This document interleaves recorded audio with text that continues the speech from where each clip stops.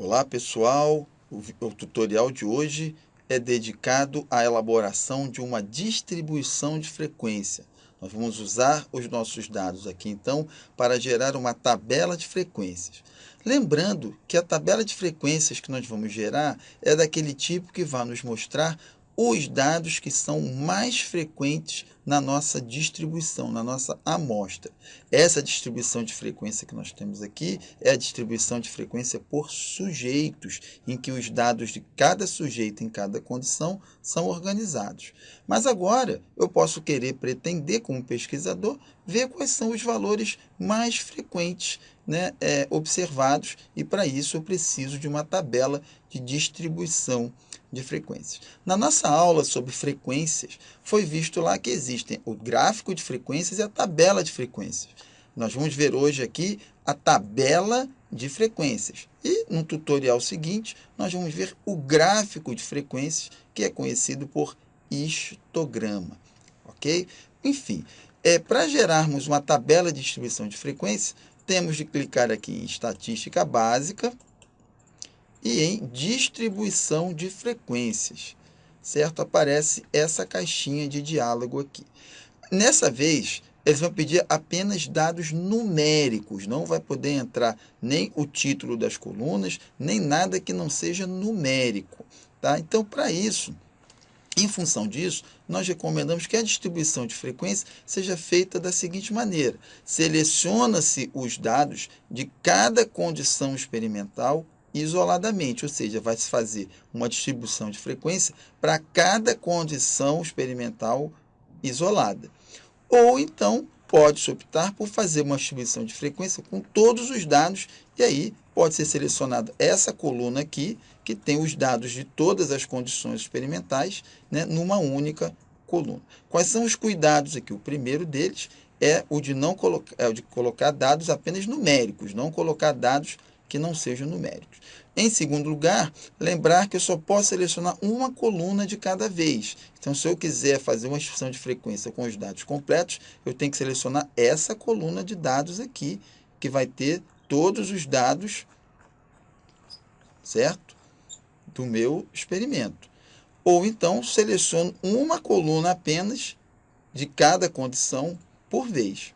Ok? Vamos fazer aqui usando a condição número 1, por exemplo. Então, selecionamos com cuidado também para não selecionar dados errados. Ok? Feito corretamente, aparece o sinal aqui. Aqui nós podemos determinar o tipo de dado. Se tivermos dados discretos ou se temos dados contínuos. No caso aqui temos dados contínuos, eu vou selecionar essa opção. Quando o dado é contínuo, é necessário que se defina o número de classes, porque, como foi visto na aula, a distribuição de frequência para dados contínuos é feita agrupando-se os dados em intervalos de classe. Okay? Quando a distribuição é feita com dados discretos, não há a necessidade de se estabelecer classes. Tá? Mas para dados contínuos, existe essa exigência. E aí você pode definir quantas classes você quer. Por default, o programa nos dá 6 classes, tá? Mas você pode decidir quantas.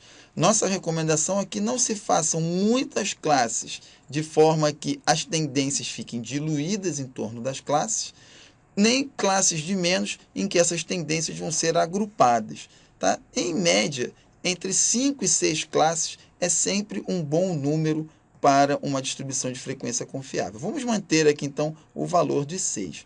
É possível, clicando nas opções do gráfico aqui, melhorar o aspecto do gráfico, as cores, por exemplo, de cada barra, ok? E, se for necessário, você pode fazer essas alterações. Não sendo necessário, jogue os dados sempre para uma nova planilha, ok? E vamos ver lá a geração. Ele me dá a tabela de frequências, certo? Com as classes, o programa calcula as classes, me dá a frequência dos dados em cada classe. Então, nessa primeira classe aqui, nós temos 5 dados, ok? Que vão corresponder a cerca de 25% do total dos dados. Ok? Temos a densidade, que é uma medida ali da quantidade de dados presentes, e o ponto médio, que é o valor central dessa classe aqui. Então, nós temos a frequência absoluta, as frequências relativas ok? E a frequência acumulada, ok? Também é importante para fazermos recortes aí. E embaixo nós temos o histograma de frequência, ok? Então fica assim feita uma distribuição de tabela de frequência e o gráfico de frequência. A gente vai ver também posteriormente como gerar apenas o histograma, tá? Mas isso aí vai ser objeto do nosso próximo tutorial, pessoal. Eu encontro vocês aqui, um abração e obrigado.